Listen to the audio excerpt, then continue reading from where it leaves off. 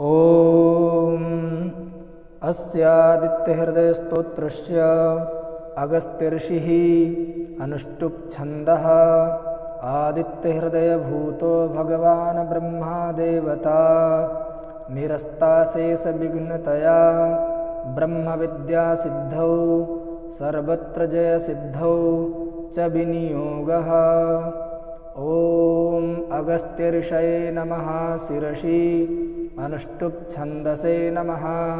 मुखे आदित्यहृदयभूतब्रह्मदेवतायै नमः हृदि ॐ बीजाय नमः गुह्ये रश्मिमते शक्तये नमः पादयोः ॐ तत्सवितुरित्यादिगायत्रीकीलकाय नमः नाभौ ॐ रश्मिमते अंगुष्ठाभ्यां नमः ॐ समुद्यते तर्जनीभ्यां नमः ॐ देवासुरनमस्कृताय मध्यमाभ्यां नमः ॐ विवस्वते अनामिकाभ्यां नमः ॐ भास्कराय कनिष्ठिकाभ्यां नमः ॐ भुवनेश्वराय करतलकरपृष्ठाभ्यां नमः ॐ रश्मिमते हृदयाय नमः ॐ समुद्यते शिरसे स्वाहा ॐ देवासुरनमस्कृताय शिखायै वखट ॐ विवस्वते कवचाय हुं ॐ भास्कराय नेत्रत्रयाय वौषट ॐ भुवनेश्वराय अस्त्राय फट् ॐ भूर्भुवः स्वः तत्सवितुर्वरेण्यं भर्गो देवस्य धीमहि धियो यो नः प्रचोदयात्।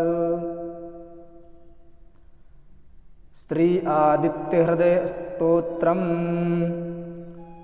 ॐ ततो युद्धपरिश्रान्तं समरे चिन्तया स्थितं रावणं चाग्रतो दृष्ट्वा युद्धाय समुपस्थितं दैवतैश्च समागम्य द्रष्टुमभ्यागतो रणम् उपगम्याब्रवीद् राम मगस्त्यो भगवांस्तदा राम राम महाबाहो शृणुगुह्यं सनातनम् येन सर्वा नरीन् वत्स समरे विजयिष्यसे। आदित्यहृदयं पुण्यं सर्वशत्रुविनाशनं जयावहं जपन्नित्यम् अक्षयं परमं शिवं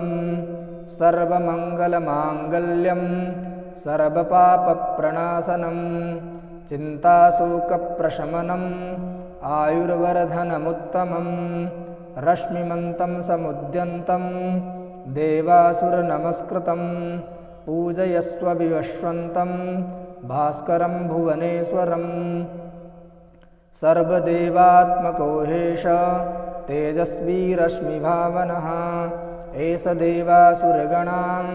लोकान् पाति गभस्तिभिः एष ब्रह्मा च विष्णुश्च शिवः स्कन्दः प्रजापतिः महेन्द्रो धनदः कालो यमः सोमो ह्यपाम्पतिः पितरो वसवः साध्या अश्विनौ मरुतो मनुः वायुर्वह्निः प्रजाः प्राण ऋतुकर्ता प्रभाकरः आदित्यः शविता सूर्यः खगः पूषा घवस्तिमान् सुवर्णसदृशो भानुर्हिरण्यरेता दिवाकरः हरिदस्वः सहस्रार्चिः सप्तसप्तिर्मरीचिमान् तिमिरोन्मथनः शम्भुस्त्वष्टामार्तण्डकोऽंशुमान् हिरण्यगर्भाशिशिरस्तपनो हस्करो रविः अग्निगर्भोदितेः पुत्रः शङ्खः शिशिरनाशनः व्योमनाथस्तमो भेदी ऋग्यजुः घनवृष्टिरपां मित्रो विन्ध्यवीथिप्लवङ्गमः आतपी मण्डली मृत्युः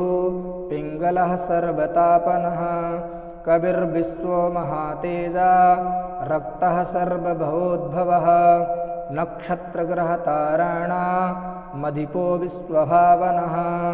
तेजसामपि तेजस्वी द्वादशात्मन्नमोऽस्तु ते नमः पूर्वाय गिरये पश्चिमायाद्रये नमः ज्योतिर्गणानां पतये दिनाधिपतये नमः जयाय जयभद्राय हर्यश्वाय नमो नमः नमो नमः सहस्रांशो आदित्याय नमो नमः नम उग्राय वीराय सारंगाय नमो नमः नमः पद्मप्रबोधाय प्रचण्डाय नमोऽस्तु ते ब्रह्मेशानाच्युतेशाय शूरायादित्यवर्चसे भास्वते सर्वभक्षाय रौद्राय वपुषे नमः तमोघ्नाय हिमघ्नाय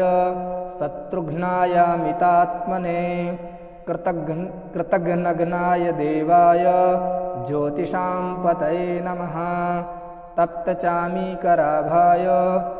हरये विश्वकर्मणे नमस्तमो विनिघ्नाय रुचये लोकसाक्षिणे नाशयत्तेष वैभूतं तमेव सृजति प्रभुः पायत्तेष तपत्तेष वर्षत्तेष गभस्तिभिः एष सुप्तेषु जागर्ति भूतेषु परिनिष्ठितः एष चैवाग्निहोत्रं च फलं चैवाग्निहोत्रिणां देवाश्च क्रतवश्चैव क्रतूनां फलमेव च यानि कृत्यानि लोकेषु सर्वेषु परमप्रभुः एनमापत्सु कृच्छ्रेषु कान्तारेषु भयेषु च कीर्तयन् पुरुषः कश्चिन् नावसीदति राघव पूजयस्वैनमेकाग्रो देवदेवं जगत्पतिम्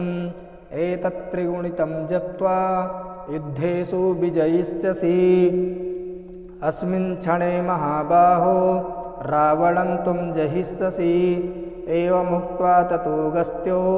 जगामशा यथागतम् एतच्छ्रुत्वा महातेजा नष्टशोको भवत्तदा धारयामास सुप्रीतो राघवः प्रियतात्मवान् आदित्यं प्रेक्ष्य जप्त्वेदं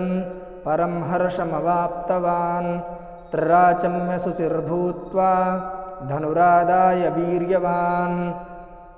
रावणं प्रेक्ष्य हृष्टात्मा जयार्थं समुपागमत् सर्वयत्नेन महता व्रतस्तस्य वधेऽभवत् अथ रविरवदन्निरीक्ष्य रामं मुदितमनाः परमं प्रहृष्यमाणः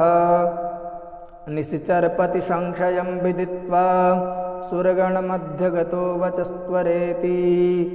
श्रीवाल्मीकीये रामायणे युद्धकाण्डे